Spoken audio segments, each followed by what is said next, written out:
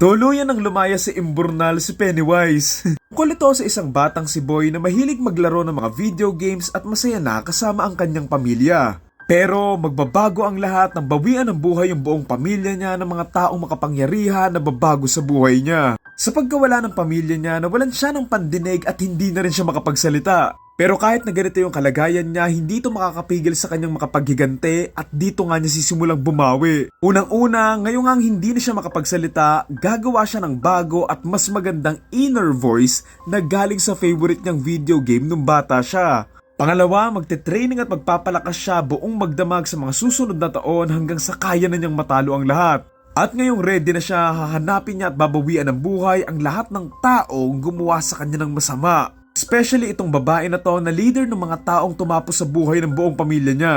At kasama pa ang iba pang mga tao, magiging isang maaksyon at puno ng putukan at balentungan ang mga buhay nila. Title ng movie, Boy Blank's World. Kung action lang ang hinahanap nyo na magiging masaya, din ito na rin yung panoorin nyo na aabangan ko din. Una sa lahat, dito mo lang makikita si Pennywise pagkatapos niyang mag-gym. Seryoso, gustong gusto ko yung look ng movie na to. Love yung colors and everything, lalo na yung premise niya na futuristic and post-apocalyptic. Para tong pinagalo-halong The Raid, The Hunger Games, John Wick, and Blank Pool. Ganito talaga yung nangyari after kunin ni Homelander yung anak niya eh.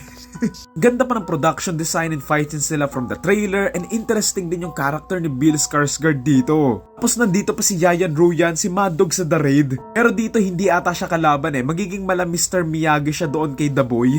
Pero syempre sana marami din siyang fight scenes dito para hindi lang masayang yung pag-appear niya, di ba?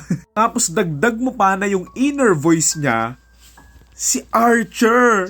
Panood nyo na ba to? Basta nakakatawa to, panoorin nyo yan. Balik tayo kay Bill Skarsgård. Grabe, kahit hindi siya nagsasalita dito, doon pa lang sa may trailer nakakatawa na yung facial expressions niya na enough na para maramdaman mo yung nararamdaman ng character niya. Kaya kahit talaga hindi na siya magsalita, gets mo pa rin yung story eh. Sobrang interesting talaga ng mga fight scenes nila dito na hindi lang siya basta fight scenes, ang dami pang nangyayari.